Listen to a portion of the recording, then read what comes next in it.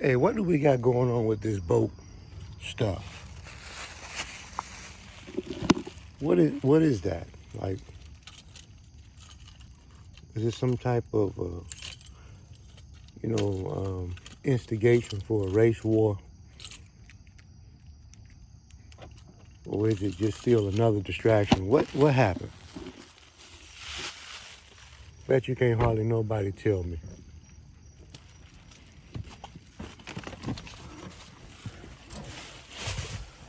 Somebody talking about some white guys is on a boat with his family or whatever. Black guy who works there doing a regular job tells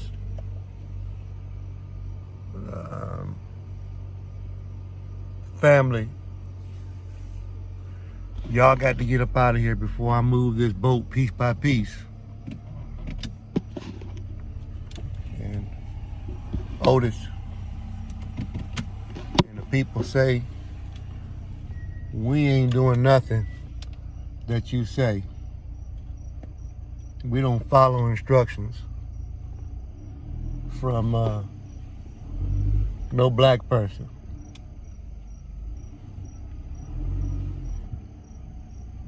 Now everybody can act like, well, race is not really a thing. It's not really race.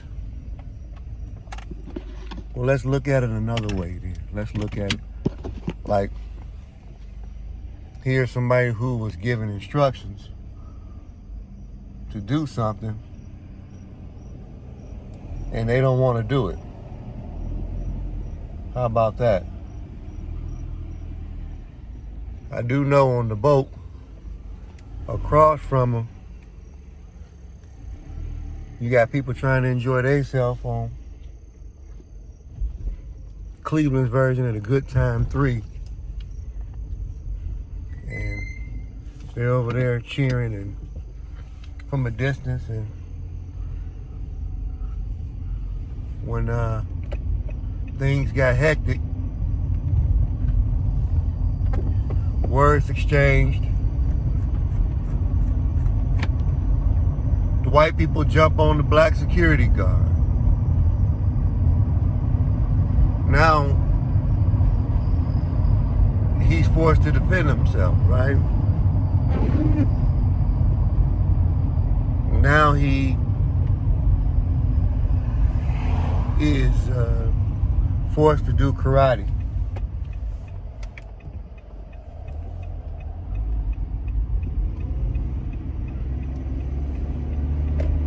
The other guys in the family, women included, jumped the guy.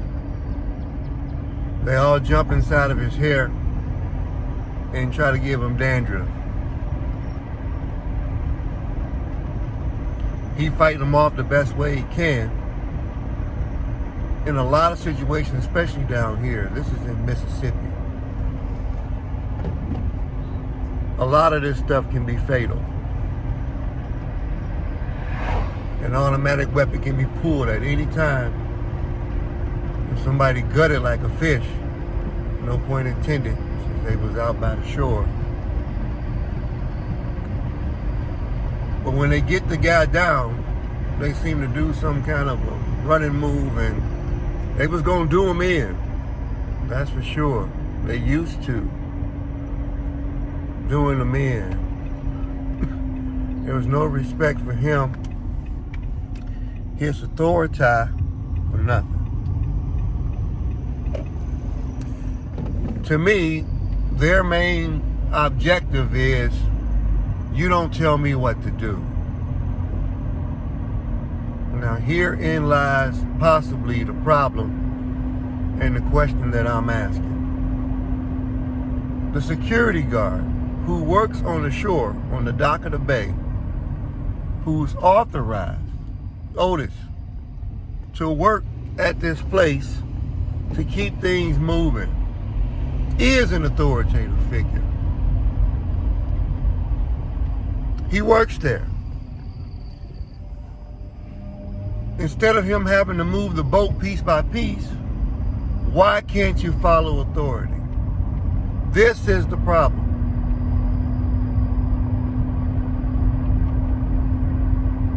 If that was a white guy, they would not have jumped on him. That's a fact. They would not have jumped on him. But there's a built-in disrespect for black people, black men especially. And white men do not have a desire to listen to anything a black man says. Even the lowest hillbillies who live in trailer parks, who cry about gas prices too, who don't have any money in their pockets, still feel like they don't have to take no authority. The thought process is black men are stupid.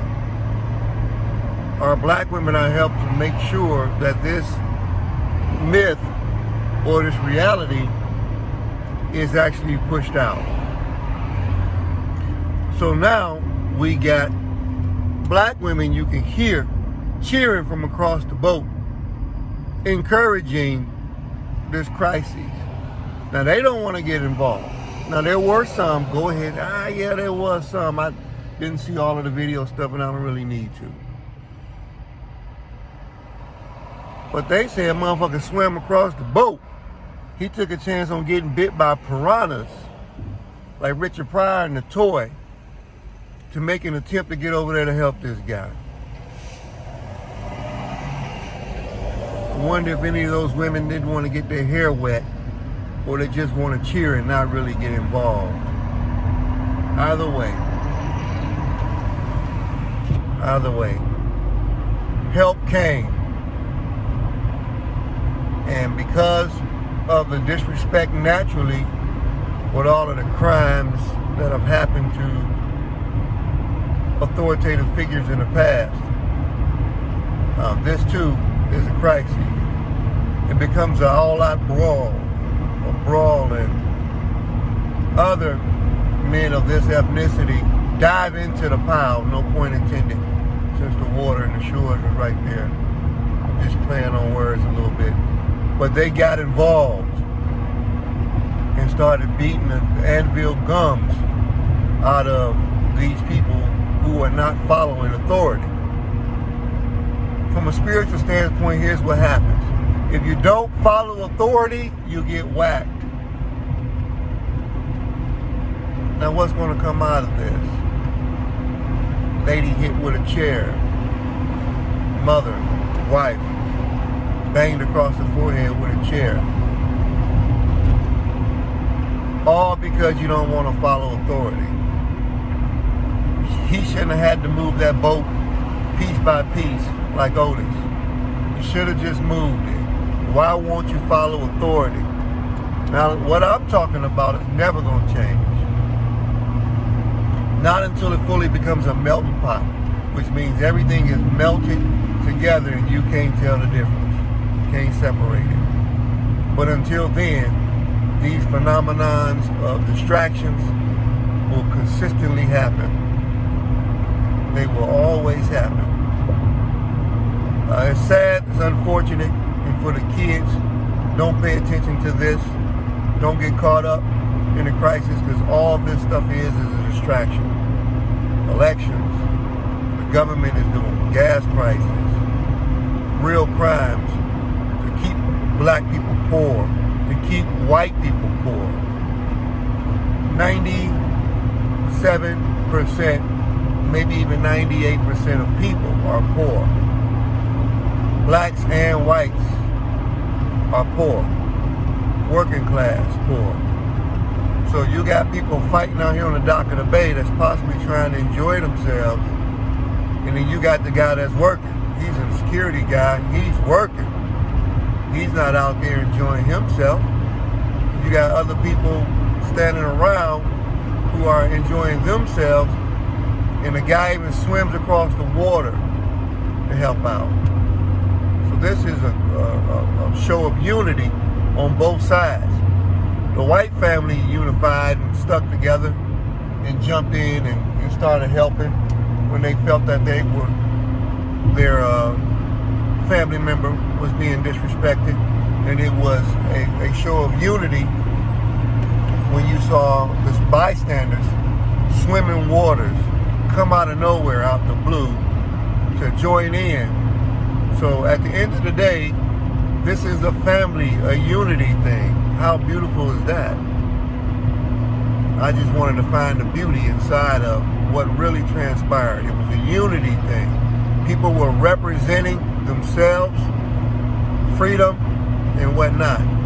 And I'm glad they was brave enough to exercise their rights of showing, hey, you're not going to push me around. But this all occurred because of disrespect for an authoritative figure. And I'm going to say this again. If that black man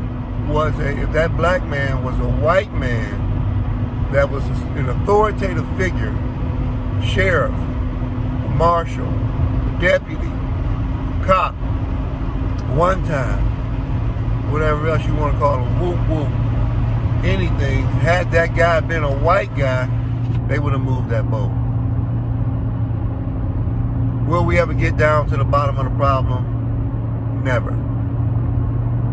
So, what do we get out of this? Unity. What else we get? That we're being distracted. What else did we get? That all of us are poor. These are unified things. These are things to be brought together more than to be divided. That particular video goes viral. Everybody watches it. It's a brawl. It's a race war brawl. And everybody loves it. You do a positive video, nobody shares that. That doesn't make it. But this here, this is the internet. And the internet is an evil place for the most part. That's where you get the most love, or should I say the most hate. This is Motell Granite the Great. I'm bringing good news to you. And that's all I wanted to do. Dive through the story, pick through it as the coach that I am, show you the positive. To all my players, present, past, future, listen, find the good in everything. I love y'all. Much respect. Motell Granite the greatest, man. Yeah. This shot the shout of Maurice, man, my brother, man. You know what I'm saying? Let there be light.